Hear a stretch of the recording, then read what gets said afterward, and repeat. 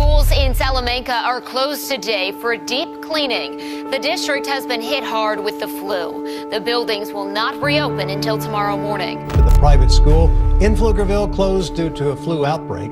Classes are canceled there until next Monday. About 30% of the 121 students on campus have shown symptoms. Nearly 25% of our students were absent.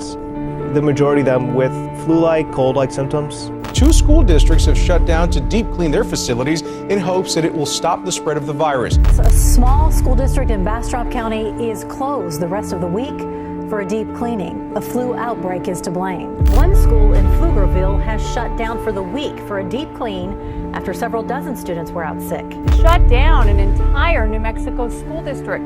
Administrators say not only were too many students sick, but so were teachers. How would you rate the health of Neuqua out of 5? Good. I think I'd give it a solid 2. I would rate the health of Neuqua probably about 2.5 to 3. Probably a 3. 2. Some people do really well, some people are like a 5, but the majority of people are like below 1. It's like barely getting through their day, but you know. Yes, I've heard of the phrase, the Neuqua Plague. Oh, yes, the Neuqua Plague. Actually, last year I caught the Neuqua Plague. Not fun. I think I was out for at least a week. What does the Neuqua Plague mean to people that don't know what it is? Basically, like, since we're a pretty tight community, like, if one person gets sick, everyone gets sick. It's just when a lot of people get sick at a small amount. Not a small amount of time, like a certain amount of time. I think it just means, I wouldn't say missing a lot of class, but I'd say you feel awful. What do you think causes, like, everybody getting sick at the same time? Well, I think people just don't have the hygiene skills of high schoolers, and they just germs everywhere. I think what causes it is people sharing some stuff.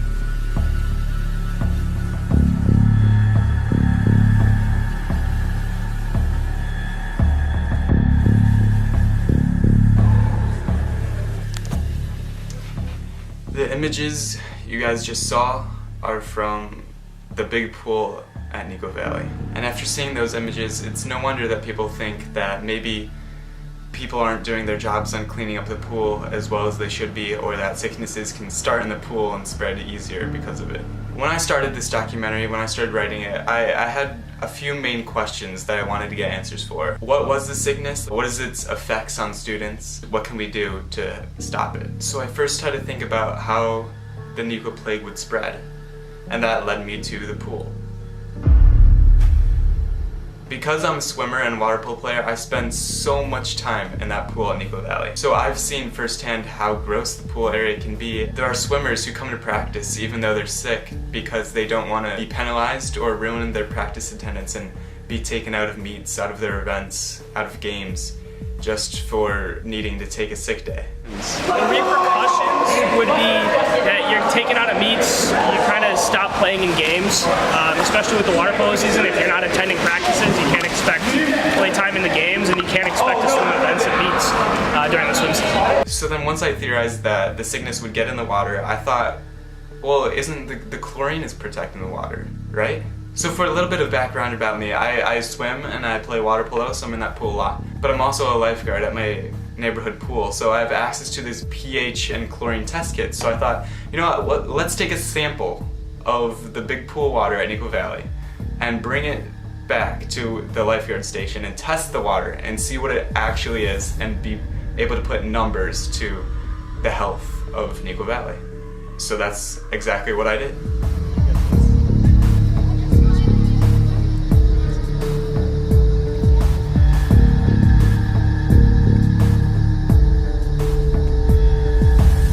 So I'm currently on my way to the club right now. The plan is to use their chlorine and pH test kit, so then finally we'll be able to put numbers to the water and see if it actually holds up. I'll see you when I get there. Alright, what is up guys? I made it to the club, and we're obviously in the lifeguard room, so I've got all the chlorine and pH test stuff. So I'm just gonna pour some of this into the tubes, add the chemicals, and then we'll see the results. So here we go. So I'm just gonna add our sample from the Neuqua pool. So then what we'll normally do is we'll take 5 drops of this and add it to this large section. And then we'll take 5 drops of each of the yellow caps. So then we put our cap on top and we give this a good shake.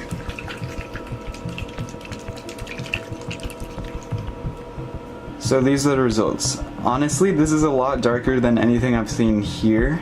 If I had to give the chlorine a rating, it would be definitely above 5. On the pH side, however, I would say close to 7.8, around 8, which is near the higher end for both. So basically, what does this mean? Let's start with the pH. The pH we said was around 7.8. So basically what I can find online, they aim for a level of between 7 and 7.6.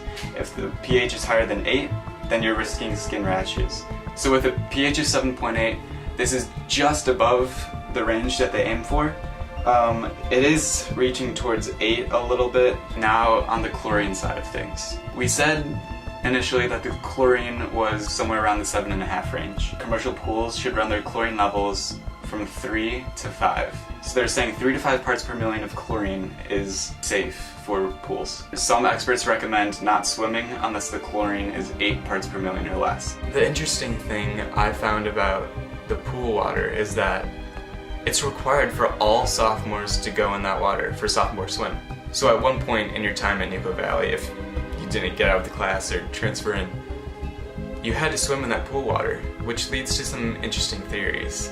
So to sum up our findings from the pool water test, the pH is way too high, the chlorine is too high. So as I was reading, trying to find any information I could about how it can be dangerous to you, I started finding out more and more that it's not the chlorine that's the most dangerous part. It's the stuff that's on you when you go into the water that's the most dangerous part. Before you go into the pools, all pools are required to have the sign that reads, "You must take a shower before entering and after coming out of the pool." Now, nobody takes a shower before they go into the pool. Swimmers have detectable levels of a potentially dangerous chlorine byproduct called haloacidic acids in their urine within 30 minutes of a swim. So following that idea of things coming into the pool mixing with chlorine, this comes straight from the New York Times. They say, and that's the real danger, not the pool chemicals themselves, but how they mix with other chemicals that people bring into the water. Body care products like shampoos, lotions, conditioners, they interact with the chlorine to form volatile organic compounds that can be unhealthy to breathe. Now those of you in AP Environmental Science should know VOCs, volatile organic compounds, and how they are common air pollutants. After the chlorine reacts, you create a whole spectrum of potentially dangerous molecules. The ones we know about are irritating to the eyes and the respiratory system as you breathe them in. They say if you can smell the pool strongly, you're not smelling the pool, but you're smelling those derivatives of the two compounds interacting. But the bottom line is that we're way better off having chlorine in our pools than not. The main solution for these compounds and how they interact is mainly just making sure your pool is well ventilated. I mean, people swim in that pool every day. People are in that pool almost 24 hours a day.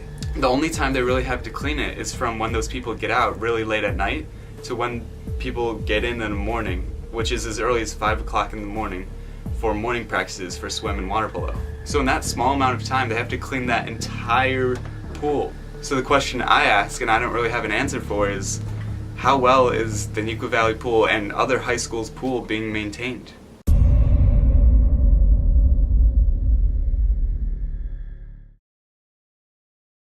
The pool is pretty bad for it, just because we're kind of in a cesspool of disease. It's pretty gross.